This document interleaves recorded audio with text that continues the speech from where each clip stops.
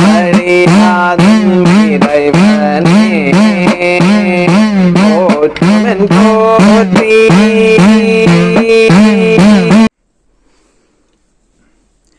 തിരുമൂലദേവന്റെ തിരുമന്ത്രം 6ാം തന്ത്രത്തിലെ ഏറ്റവും പ്രധാനപ്പെട്ട ഒരു കാണ്ഡത്തിലേക്ക് നാം പ്രവേശിക്കുകയാണ്. സാധകൻ ശിവപദപ്രാപ്തി നേടുന്ന അതിഗംഭീരമായ ഒരു അനുഭൂതിയെ ചിത്രീകരിക്കുന്ന ഭാഗമാണ് ഇനി നാം കാണാൻ പോകുന്നത്. നമുക്ക് തിരുമൂലദേവന്റെ വാക്കുകളിലേക്ക് പ്രവേശിക്കാം. ഉള്ള അൻപഴുന്ന മട്ടിൽ അൻപേ സ്വരൂപത്തോടെ എന്നുള്ളത്തിൽ ഈശൻ തന്നെ സൽഗുരുവായി വന്ന് പ്രത്യക്ഷനായി നിന്നൻ തലതൊട്ട് അനുഗ്രഹിക്കെ പ്രാപ്തമായി വന്നെനിക്കൻ ഗുരുപദമെന്നുള്ളത്തിൽ. എൻ്റെ ഉള്ളത്തിൽ ഗുരുപദം പതിക്കപ്പെട്ട് കഴിഞ്ഞിരിക്കുന്നു. എങ്ങനെ? എൻ്റെ ഉള്ള് അൻപഴുന്ന മട്ടിൽ അൻപേ സ്വരൂപത്തോടെ സ്നേഹസ്വരൂപനായ ശിവൻ, സ്നേഹം ഉടലെടുത്ത മൂർത്തിമത്ഭാവമായ ശിവൻ, ആ സ്നേഹസ്വരൂപനായ ശിവൻ എൻ്റെ ഉള്ളത്തിൽ സൽഗുരുവായി വന്നു. അപ്പോൾ ശിവഭഗവാൻ സ്നേഹസ്വരൂപന്റെ രൂപത്തിൽ വടിവെടുത്ത് എൻ്റെ ഉള്ളത്തിൽ സൽഗുരുവായി വന്നു. എന്നിട്ടോ പ്രത്യക്ഷനായി നിന്നു. എൻ്റെ മുന്നിൽ വന്നു തന്നെ അദ്ദേഹം പ്രത്യക്ഷപ്പെട്ടു. എന്നിട്ട് തലതൊട്ട് അനുഗ്രഹിച്ചു. ഒരു ഗുരു ശിഷ്യനെ സഹസ്രാരത്തിൽ കൈവച്ച് അനുഗ്രഹിക്കുക എന്ന് വെച്ചാൽ അത് വലിയൊരു അനുഗ്രഹമാണ്. ഒരു സാധകന് കിട്ടാവുന്ന ഏറ്റവും വലിയ അനുഗ്രഹമാണ് ഗുരുവിൻ്റെ പാണി കൊണ്ട്, ഗുരുവിൻ്റെ കൈത്തലം കൊണ്ട് ശിരസിൽ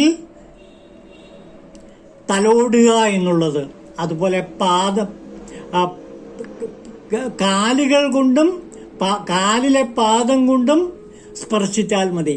അപ്പോൾ കൈകൾ കൊണ്ടോ കാലുകൾ കൊണ്ടോ സാധകന്റെ ശിരസിൽ ഏത് ഗുരുവാണോ സ്പർശിക്കുന്നത് അതിനെയാണ് നാം ശക്തിപാദം എന്ന് പറയുന്നത്. ഗുരുവിന്റെ ശക്തി മുഴുവനും ശിഷ്യനിലേക്ക് പകർന്നു കൊടുക്കുന്ന ഒരു മഹനീയമായ ശക്തിപാദമാണിത്. പ്രത്യക്ഷനായി നിന്നു. എൻ്റെ മുമ്പിൽ ശിവഭഗവാൻ പ്രത്യക്ഷനായി വന്നു. എന്നിട്ട് എന്നെ തലതൊട്ട് അനുഗ്രഹിച്ചു.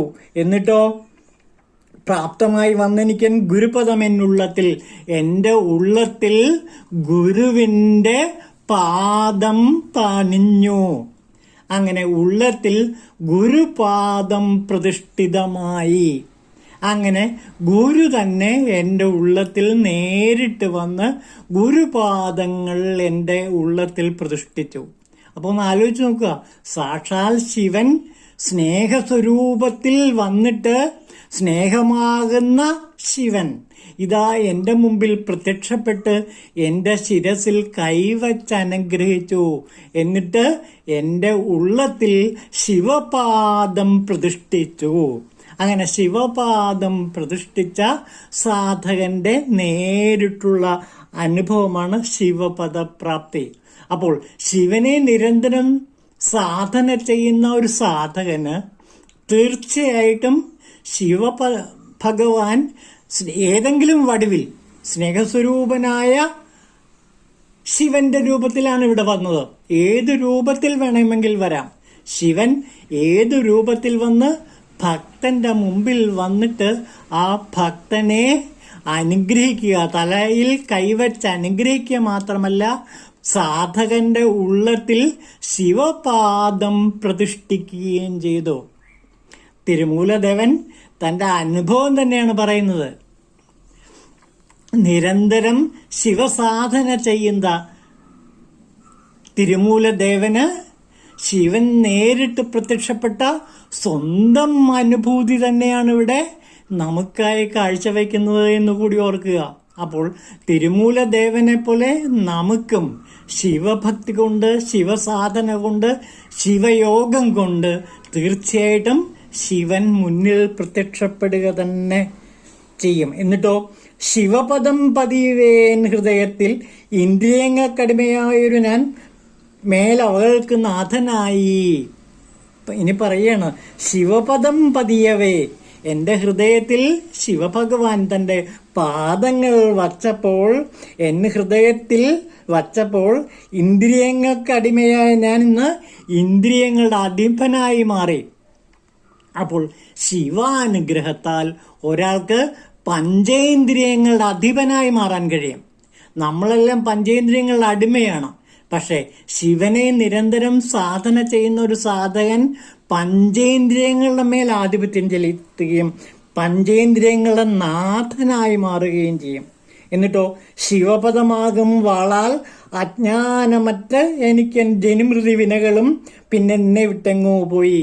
എന്നെ ജനിമൃതികൾ വിട്ടുപോയി എന്നാണ് പറയുന്നത്.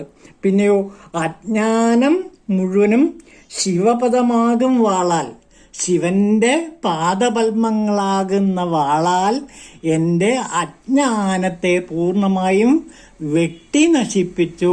അതായത് ഞാൻ ഇതേവരെ അജ്ഞാനിയായിരുന്നു, പക്ഷേ ശിവഭഗവാന്റെ പാദം എൻ്റെ ഉള്ളത്തിൽ പതിഞ്ഞതോടെ ആ പാദമാകുന്ന വാളുകൊണ്ട് അദ്ദേഹം എൻ്റെ ഉള്ളിലുള്ള അജ്ഞാനത്തെ മുഴുവനും ഇല്ലാതാക്കി എന്നെ ജ്ഞാനിയാക്കി, പൂർണ്ണ ജ്ഞാനിയാക്കി മാറ്റി.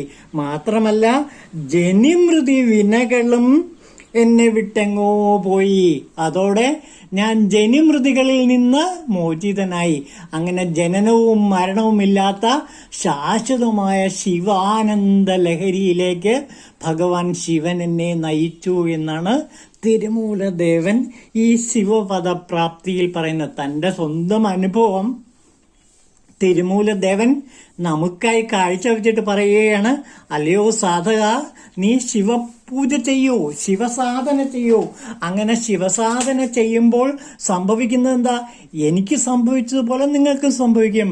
ശിവൻ എൻ്റെ മുന്നിൽ വന്ന് പ്രത്യക്ഷപ്പെട്ട് എൻ്റെ ഹൃദയത്തിൽ ശിവപാദം പ്രതിഷ്ഠിച്ചു. അങ്ങനെ എൻ്റെ ജനിമൃതികൾ അറ്റുപോയി. എൻ്റെ അജ്ഞാനത്തെ പൂർണ്ണമായും ഭഗവാൻ ശിവൻ ഇല്ലാതാക്കി.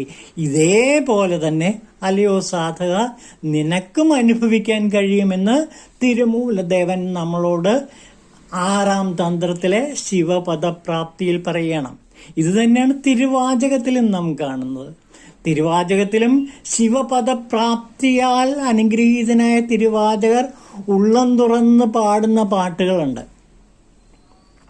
ശിവപദപ്രാപ്തിയിൽ ശിവാനുഗ്രഹത്താൽ ആനന്ദസാഗരത്തിൽ ആറാടുന്ന തിരുവാചകകർത്താവായ മാണിക്യവാചകർ ശിവനെ പ്രകീർത്തിച്ചുകൊണ്ട്, ശിവനെ സ്തുതിച്ചുകൊണ്ട് പാടുന്ന ഒട്ടനവധി പാടലുകൾ നമുക്ക് തിരുവാചകത്തിൽ കാണാം. ശിവപദപ്രാപ്തിയിൽ ആ മഹായോഗി എന്തൊരാനന്ദമാണ് അനുഭവിച്ചതെന്ന് തിരുവാചകം ഒരിക്കൽ വായിച്ചാൽ മതി, നമുക്കത് ബോധ്യപ്പെടും. അതിൽ ശിവപദപ്രാപ്തി എന്നൊരു അധ്യായം തന്നെയുണ്ട്. ആ ശിവഗുരുവിനെ സാമീപ്യത്തിൽ അദ്ദേഹം പാടിയ പാട്ടുകൾ ശരിക്കും ശിവമൊഴികളാണ് താനും. ഇനി നമുക്ക് ഈ സംഭവം വിവരിക്കുന്ന ഒരു ജീവചരിത്രം പെരിയ പുരാണകർത്താവായ ചേക്കിഴാർ രേഖപ്പെടുത്തിയിട്ടുണ്ട്. നമുക്ക് ചേക്കിഴാരുടെ പെരിയ പുരാണത്തിലെ സോമയാജി എന്ന് പറഞ്ഞൊരു ശിവസാധകന്റെ കഥയല്ല, ജീവിതം നമുക്ക് മനസ്സിലാക്കാം. നോക്കൂ, അതിലെ പ്രധാനപ്പെട്ട ആ കഥയിലേക്ക് നമുക്ക് കിടക്കാം. ഇത് അഗസ്ത്യർ പറഞ്ഞതാണ്. അഗസ്ത്യർ പറഞ്ഞ സംഭവമാണ്. മാരസോമയാജി എന്ന് പറഞ്ഞ ഒരു ബ്രാഹ്മണൻ ഉണ്ടായിരുന്നു. അദ്ദേഹം നിരന്തരം യാഗം നടത്തുമായിരുന്നു. ഇദ്ദേഹവും ഇദ്ദേഹത്തിന്റെ പത്നിയും ശിവപൂജയും ഭക്തസേവയും പഞ്ചാക്ഷരി ജപവും ചെയ്തുകൊണ്ട് ജീവിതം കഴിച്ചു കൂട്ടിയുള്ള ആളാണ്. അദ്ദേഹത്തിന്റെ ജീവിതത്തിൽ വലിയൊരു ആഗ്രഹമുണ്ടായിരുന്നു, ശിവഭഗവാനെ നേരിട്ട് കാണണം. സോമയാജിയുടെ ഏറ്റവും വലിയ ആഗ്രഹമാണ് താൻ നടത്തുന്ന സോമയാഗത്തിൽ ഹവിസ് സ്വീകരിക്കാൻ സാക്ഷാൽ ശിവൻ തന്നെ വരണം എന്ന് ഇദ്ദേഹം തീവ്രമായി ആഗ്രഹിച്ചു. അതിനെന്താ വഴിയെന്ന് ആലോചിച്ചപ്പോൾ തൊട്ടടുത്ത് സുന്ദരമൂർത്തി സ്വാമികൾ, നമ്മളെപ്പോഴും കാണാറുള്ള സുന്ദരമൂർത്തി സ്വാമികൾ, ആ 18 സിദ്ധന്മാരിൽ വളരെ പ്രധാനപ്പെട്ട ഒരു സിദ്ധനാണ് സുന്ദരമൂർത്തി സ്വാമികൾ. ആ സുന്ദരമൂർത്തി സ്വാമികൾ ഒരു ക്ഷേത്രത്തിൽ വന്നിട്ടുണ്ടെന്ന് അറിഞ്ഞിട്ട് ആ ചാതുർമാസ്യ വ്രതം അനുഷ്ഠിക്കാൻ വേണ്ടി വന്നിട്ടുണ്ട്. അപ്പോൾ അദ്ദേഹത്തിന് ചെന്ന് കണ്ടിട്ട് ശിവഭഗവാൻ എൻ്റെ യാഗത്തിൽ പങ്കെടുക്കണമെന്ന് അഭ്യർത്ഥിക്കാം. അദ്ദേഹത്തിന്റെ റെക്കമെൻഡേഷനോടുകൂടി ശിവനെ വരുത്താമെന്നാണ് ഉദ്ദേശിച്ചത്. കാരണം എന്താ, ശിവന്റെ ഏറ്റവും അടുത്ത സുഹൃത്താണ് സുന്ദരമൂർത്തി സ്വാമികൾ. നമ്മൾ കണ്ടതാണ്, ആ സഹമാർഗത്തിൽ കണ്ടതാണ്. സുന്ദരമൂർത്തി തൻ്റെ ഭഗവാൻ ശിവനെ ഒരു സുഹൃത്ത് എന്ന നിലയിൽ തൊട്ടരികിൽ വിളിച്ചു വരുത്തി സംഭാഷണം നടത്തുകയും തൻ്റെ കാര്യങ്ങൾ നോക്കാൻ ശിവനെ ഏൽപ്പിക്കുകയൊക്കെ ചെയ്തിട്ടുണ്ട്. ആ കഥ നമ്മൾ ഇതിനു മുമ്പ് കണ്ടതാണ്. വിവാഹം നടത്തിച്ചു കൊടുക്കുന്നത് തന്നെ പിരിഞ്ഞുപോയ ഭാര്യയെ വീണ്ടും സുന്ദരമൂർത്തി സ്വാമികളുടെ കൂടെ യോജിപ്പിച്ചത് നേരിട്ട് ശിവഭഗവാൻ വന്നിട്ടാണത്രേ. അപ്പോൾ ഇങ്ങനെ അത്രയേറെ ശിവനുമായി സുഹൃത് ബന്ധമുള്ള സുന്ദരമൂർത്തി സ്വാമിയെ സമീപിച്ചാൽ തീർച്ചയായിട്ടും ശിവഭഗവാൻ തൻ്റെ യാഗത്തിൽ പങ്കെടുക്കുമെന്ന് ഈ ബ്രാഹ്മണൻ വിശ്വസിച്ചു. അങ്ങനെ സുന്ദരമൂർത്തി സ്വാമികൾ താമസിക്കുന്ന സ്ഥലത്ത് ഇദ്ദേഹം ചെന്നു. പക്ഷെ അദ്ദേഹത്തെ കാണാൻ അദ്ദേഹത്തിൻ്റെ ഭക്തന്മാർ അനുവദിച്ചില്ല. അപ്പോൾ എങ്ങനെയെങ്കിലും ഈ സ്വാമികളെ കാണണം എന്ന് തീവ്രമായി ആഗ്രഹിച്ചു. അതിനെന്താ വഴി എന്ന് ആലോചിച്ചപ്പോൾ മനസ്സിലായി, ഇദ്ദേഹം ഭക്ഷണം കഴിക്കുന്നത് ഈ വെള്ളരിക്കെന്ന് പറഞ്ഞിട്ടൊരു ചെടിയുണ്ട്. അതിൻ്റെ കായും അതിൻ്റെ പൂവും അതിൻ്റെ ഇലയുമാണ് സുന്ദരമൂർത്തി സ്വാമികൾക്ക് ഭക്ഷണമായി ഈ ഭക്തന്മാർ വേവിച്ചു കൊടുക്കുന്നത്. പക്ഷെ അന്ന് ആ കാലഘട്ടത്തിൽ അത് കിട്ടാൻ വളരെ പ്രയാസവുമായിരുന്നു, വെള്ളരിക്ക്. അപ്പോൾ ഇദ്ദേഹം കരുതി ഒരു കാര്യം ചെയ്യാം, വെള്ളരിക്ക് എവിടെന്നെങ്കിലും ദിവസവും തപ്പിപ്പിടിച്ച് ഈ സുന്ദരമൂർത്തി നായനാരുടെ അടുത്ത് ശിഷ്യന്മാരുടെ അടുത്തെത്തിക്കുക. അങ്ങനെ എല്ലാ ദിവസവും കാലത്ത് ഈ സോമയാജി വളരെ ദൂരമൊക്കെ യാത്ര ചെയ്ത് അന്വേഷിച്ച് വെള്ളരിക്കിൻ്റെ കായും പൂവും ഇലയും ഒക്കെ ഓരോ ദിവസവും കൊണ്ടു കൊടുത്തു. അങ്ങനെ സുന്ദരമൂർത്തി നായൻ ആ ദിവസവും ഭക്ഷണം കഴിച്ചു. അങ്ങനെ ഇരിക്കുമ്പോഴാണ് അവിടെ വെള്ളപ്പൊക്കം വന്നത്. വെള്ളപ്പൊക്കം വന്നപ്പോൾ ഇദ്ദേഹത്തിന് ഈ സോമയാജിക്ക് സുന്ദരമൂർത്തി സ്വാമികൾ താമസിക്കുന്ന ഇടത്തേക്ക് വരാൻ പറ്റിയില്ല. വെള്ളരിക്കിൻ്റെ കായും ഒന്നും തന്നെ കൊണ്ടു കൊടുക്കാനും പറ്റിയില്ല. അന്ന് ഭക്ഷണം കഴിച്ചുകൊണ്ടിരിക്കുമ്പോൾ സുന്ദരമൂർത്തി സ്വാമി ചോദിച്ചു, എവിടെ എൻ്റെ ഭക്ഷണം, വെള്ളരിക്കിൻ്റെ ഭക്ഷണം എവിടെയെന്ന് ചോദിച്ചു. അപ്പോൾ പറഞ്ഞു, ഇത് ദിവസവും ഒരാൾ കൊണ്ടുതരികയാണ്, ഇന്ന് അയാൾ വന്നിട്ടില്ല, അതുകൊണ്ടാണ്. അപ്പോൾ അത്ഭുതം തോന്നി, ഇതേവരെ തൻ്റെ ഭക്ഷണം കൊണ്ടുതന്ന ആ ഭക്തൻ ആരാണ്? അദ്ദേഹം തൻ്റെ സാധകരോട് പറഞ്ഞു, ഇനി അദ്ദേഹം ഈ എരുക്കിൻ്റെ പൂവും അല്ലെങ്കിൽ കായുമായിട്ട് വരുമ്പോൾ എന്നെ വന്ന് കാണാൻ പറയണമെന്ന് സുന്ദരമൂർത്തി നായന പറഞ്ഞു. 3-4 ദിവസം കഴിഞ്ഞപ്പോൾ വെള്ളപ്പൊക്കം മാറി. വീണ്ടും സോമയാജി വെള്ളരിക്കിൻ്റെ കായ്കളുമായിട്ട് സുന്ദരമൂർത്തി താമസിക്കുന്ന സ്ഥലത്തെത്തി. അപ്പോൾ ശിഷ്യന്മാർ പറഞ്ഞു, അങ്ങയെ കാണണമെന്ന് സുന്ദരമൂർത്തി സ്വാമികൾ പറഞ്ഞിട്ടുണ്ട്, അതുകൊണ്ട് അങ്ങയെ പോയി കാണൂ. അങ്ങനെ സോമയാജിയുടെ വലിയ ആഗ്രഹം, സുന്ദരമൂർത്തി സ്വാമികളെ കാണാനുള്ള ആഗ്രഹം സഫലമായി. അങ്ങനെ സുന്ദരമൂർത്തി സ്വാമികളുടെ അടുത്തേക്ക് ഈ സോമയാജി ചെന്നു. എന്നിട്ട് പറഞ്ഞു, ഞാൻ ആരും അറിയാതെയാണ്, അങ്ങയോടും പറയാതെയാണ് ഈ ഭക്ഷണം ദിവസവും എരിക്കിൻ്റെ കായൊക്കെ കൊണ്ടു കൊടുത്തത്. ഇത്ര മറച്ചു വച്ചത് ഒന്നും കൊണ്ടല്ല, കാരണം അങ്ങയ്ക്ക് വേണ്ടിയുള്ളൊരു സേവനം എന്ന നിലയിലാണ് ഞാനിത് ചെയ്തത്. സുന്ദരമൂർത്തി സ്വാമികൾ പ്രീതനായി, അങ്ങ് എന്താണ് ആഗ്രഹിക്കുന്നത് എന്ന് ചോദിച്ചു. അപ്പോൾ പറഞ്ഞു, ഞാൻ യാഗം നടത്തുന്ന ഒരു ബ്രാഹ്മണനാണ്, ഇപ്പോൾ സോമയാഗം നടത്താൻ പോവുകയാണ്. ശിവനെ അങ്ങ് എൻ്റെ യാഗത്തിൽ ഹവിസ് സ്വീകരിക്കാൻ പറഞ്ഞയക്കണം. സുന്ദരമൂർത്തി സ്വാമി സമ്മതിച്ചു. ശരി, ഇനി നീ സോമയാഗം നടത്തുമ്പോൾ ആ സോമയാഗത്തിൽ ഹവിസ് സ്വീകരിക്കാൻ ശിവനെ ഞാൻ പറഞ്ഞു വിട്ടിരിക്കും. അങ്ങനെ യാഗം നടത്തി ശ്രേഷ്ഠരായ അനേകം മന്ത്രവിദഗ്ധന്മാരുടെ സഹായത്താൽ ഈ യാഗം നടത്തുകയാണ്. അങ്ങനെ യജമാനനായിട്ട് ഇവിടെ സോമയാജി യാഗം നടത്തുകയാണ്. ആ സമയത്ത് തീർച്ചയായിട്ടും ശിവഭഗവാൻ വരുമെന്നാണ് സോമയാജി വിചാരിച്ചത്. കാരണം സുന്ദരമൂർത്തി സ്വാമികൾ പറഞ്ഞാൽ തെറ്റില്ല. പക്ഷെ അങ്ങനെ ഇരിക്കെ ഒരു കാട്ടാള വേഷത്തിൽ അവിടേക്ക് വരികയാണ്. നമുക്ക് ചേക്കിഴാരുടെ കവിതയുടെ ഗദ്യ വിവർത്തനത്തിലേക്ക് തന്നെ കിടക്കാം. നോക്കൂ, നോക്കാം, ആ ഭാഗം നമുക്ക് ശ്രദ്ധിക്കാം. ചേക്കിഴാരുടെ പെരിയ പുരാണത്തിലുള്ളതാണ്. ഇതാ അവിടേക്ക് ശിവൻ വേഷപ്രച്ഛന്നായി എത്തുകയാണ്. നോക്കൂ, ഒരു ചണ്ടാളന്റെ ഭാവത്തിൽ അറപ്പുളവാക്കുന്ന രൂപത്തിൽ അവിടെ ഭഗവാൻ എത്തുന്നു. ഈ സോമയാഗത്തിലേക്ക് അറപ്പുളവാക്കുന്ന ഒരു ചണ്ടാളന്റെ വേഷത്തിൽ. ഇനി അയാളുടെ രൂപം എങ്ങനെയാന്ന് നോക്കൂ. ചേക്കിഴ വർണ്ണിക്കുകയാണ്. ഞാൻ എൻ്റെ ഗദ്യ വിവർത്തനം മാത്രമാണ് വായിക്കുന്നത്. ഇത് കവിതയിലാണ് ചേക്കിഴാർ എഴുതിയിരിക്കുന്നത്. അതിന്റെ ഗദ്യ വിവർത്തനമാണിത്.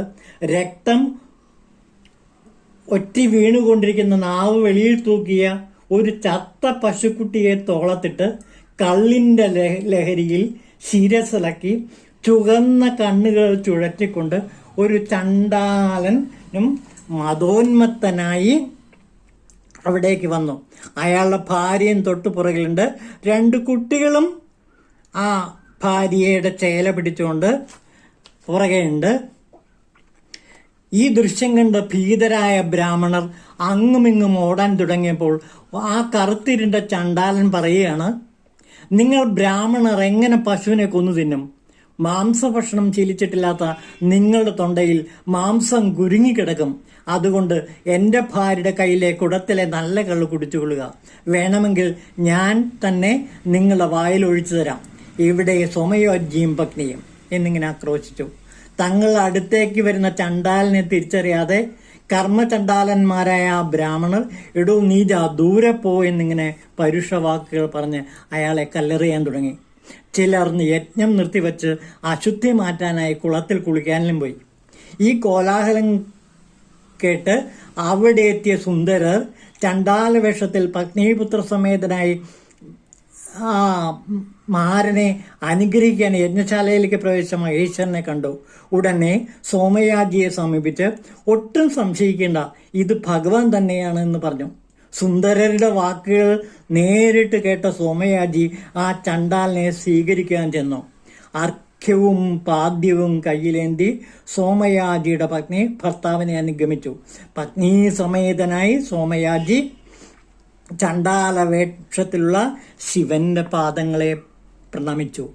എന്നിട്ട് അർഘ്യം നൽകിയതിനു ശേഷം തന്റെ ദാസ്യം സബലീകരിക്കാനായി സോമയാജി ചണ്ടാലിനെ തോളത്തുനിന്ന് ചത്ത പശുക്കുട്ടിയെ എടുത്ത് തന്റെ തോളിൽ വെച്ചു.